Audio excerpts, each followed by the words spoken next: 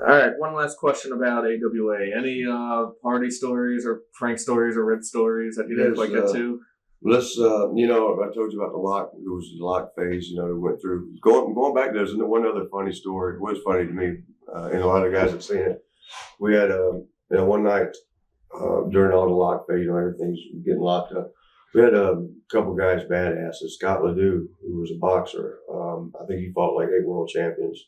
He almost beat Scott Norton. Not Scott Norton, Ken Norton.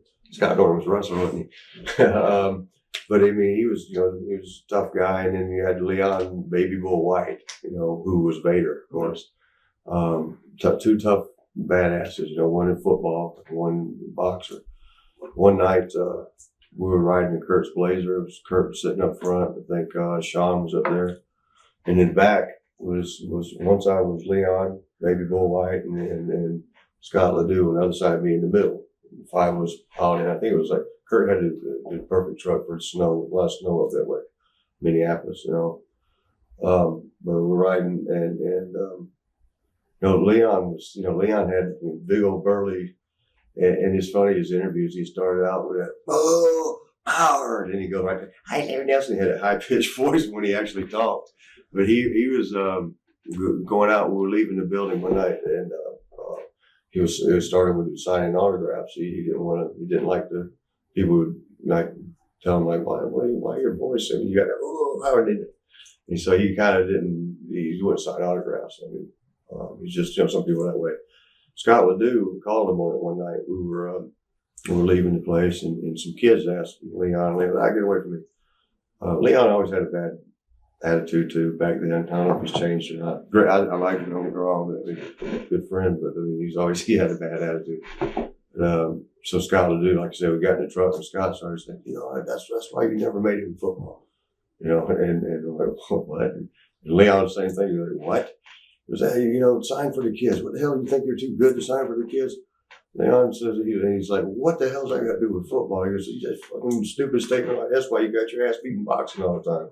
So I'm like, oh God, that's because Scott he took his boxing serious, and he starts going, oh, hell would you went to the NFL and you did great in college, but you couldn't do shit with the big guys, you chicken shit, but you got your ass beat by 8 world champions, you couldn't beat nobody. I mean, now these two badass, I'm in the middle, and I'm like, no guys, I'll sign the autographs. That's what I'll do it for y'all. That's just easy, because I mean they were swelling up as they were yelling, and I'm getting squashed on each side.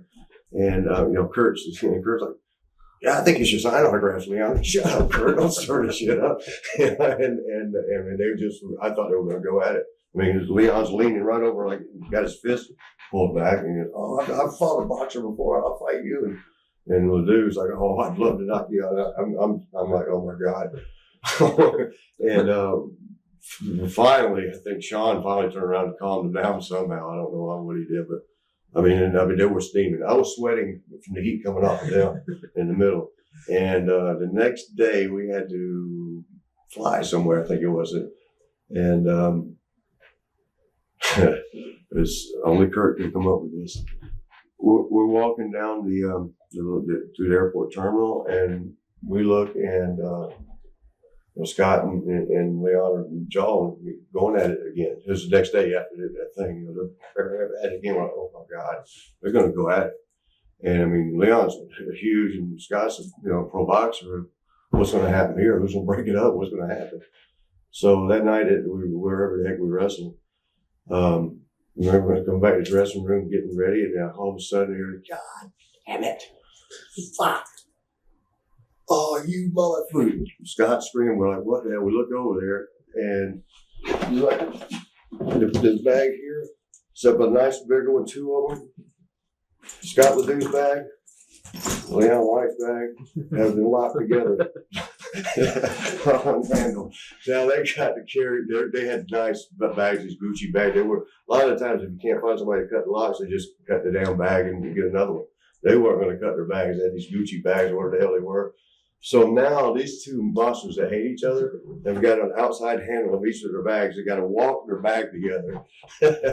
Headed through the airport that day. I mean, they got all the way back to Minneapolis before they got a lock cutter.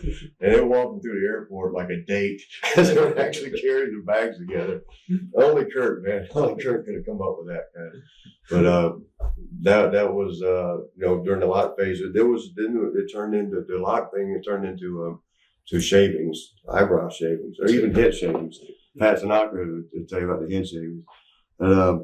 The thing there was, whenever you passed out, if you passed out and your boys were around, just eyebrow gone. And it was funny because, a lot of times you'd have TV tapings the next day and you got no eyebrow. Curt, I don't know who finally got Curt, because Curt was the master. And Curt, one day somebody got him. And he put a Band-Aid over it. He went to the ring the next day because it was TV taping. There was one night, at one point, me and Shawn and the Nasty Boys, I was telling you earlier, the four of us lived in a one-bedroom apartment. And I think this was when we were down in Tennessee, though, for Lala or Jarrett's. And, so every so often, the guys from AWA would come in and do a shot. Curt come in one night. And there was this guy named, there was a Japanese photographer, very popular. What was his name? Suzuki. Jimmy Suzuki, I think was his name. They came down, he came down to film Curt. Curt was doing a big tour of some kind or something or other. And he was for the Japanese paper. Suzuki's following Curt around every town he's going to. And, you got all the guys that did the shade. Always, the Nasty Boys were bad about shaving people, especially the promoters, like the little towns we go to, like local promoters. Nasty Boys would get them, come on, you gotta get drunk and party, just drink it a lot, and they pass out and they shave their eyebrows, shave half their head. And, Curt was, I think he was originator of that thing. And Shawn and I, once in a while, had been known to shave an eyebrow.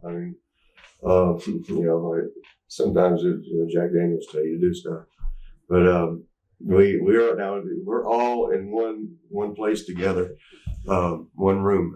It's one apartment, and we're drinking and we're like calling truce. It's like, come on, guys, because we're ready to go to bed. We've been up a couple of days and doing what all we used to do back in those days. We haven't slept in 2 days. We're wanting to go to bed. But nobody wants to go to sleep because they're like, no, there's no way somebody ain't getting shaved out of this crew. So we're begging, please, nobody, please, no, don't nobody, nobody, we all said truce, but damn, if we didn't all go to the bathroom cabinet and get Band-Aids and go ahead and put them over our eyebrows so if they, mess with it to wake us up. And as we're all doing that, we look over and Jimmy Suzuki, the Japanese reporter's passed out. So Curt goes right over to him, does his job, does his business. They didn't get one of them, he got both of them, both eyebrows off. And I think he was getting him so hard on the second one, it woke Jimmy up. I think his name was Jimmy. I know it was Suzuki. He got up and he said, "Oh, what happened? What's happened? Oh, what's happened?" And it nicked him a little bit, so a little bit of blood. And so Jimmy goes to see it in the bathroom, see what's happening. "Oh, where are my eyebrows? Where are my eyebrows? Oh no, this is no good." And he comes running out, asks Curt, "Curt, you see my eyebrows? Where are my eyebrows?" And Curt's like, "I don't think you brought them with you tonight." and he gets all upset, man. Suzuki goes out in the parking lot. Now this Japanese guy at 4 a.m. is so upset. He's just out in the parking lot steaming, no eyebrows. Curt gets on the phone and calls and says, "We got a problem over here at the apartments where it's goes." So there's some Japanese guy out in the parking lot roaming around by the cars with a brick talking about Pearl Harbor. So the police come up and they come grab Suzuki and they pick him up and he's got blood down the side of his face. And I don't know what they ended up doing with him, but that was some of the eyebrow shavings stuff we had a phase that we went through. And there was a lot of it. Like I said, it was a lot of times it was wrestling promoters. It was a little small town, the smaller town promoters. We didn't ever get burned. We'd like to have, but another. Did I tell you about one of the big memories that Shawn and I had? When we were living in Minneapolis. Like I told you, the partying was the thing. And we had come up with a system of, like, if we had to wrestle 2.5 hours outside of town, 2 hours outside of town, the bars, we get through around 10 o'clock. Well, I think Minneapolis at the time, the bars closed at 1, which is early. I mean, that sucked. But, if we just got there for last call, we make up for, because we buy 10 or 12 shots for last call and make up for only having 20 minutes of being there. So, but we're 2 hours away, 3 hours away, and we got, so much time to get there. We come up with this idea of, and he had this little 300ZX that would fly. We made a blade, like for the thing, and we put it in the middle of whoever was driving. The one that wasn't driving, if we got pulled over, took the blade. If we got stopped, we would just fly, go 100 miles an hour. And police pulled over, which I think one time just happened. We hit it the bud. We tell the police we got through wrestling over there, just got nailed pretty hard. They was trying to get to the hospital. And, that was, I think actually the only one time we actually had to use, we had it ready for that very thing. And the only one time, I think it backfired on us because the cop wanted to just take us to the hospital. Follow me. Well, shit. Which I think we got there, we just like, no, it's okay, man, we're all right. And we're just going to get on back to the house. He's like, all right, but we didn't get to go out that night. We were more disappointed about that than anything. But yeah, that was our system, man. Have that blade right there. I don't suggest that everybody do this, but have that blade right there. And if you're speeding wrong, reach up and get it and say, oh, look, bleeding, trying to find a hospital. Watch thousands of exclusive shoot interviews right now on TitleMatchNetwork.com.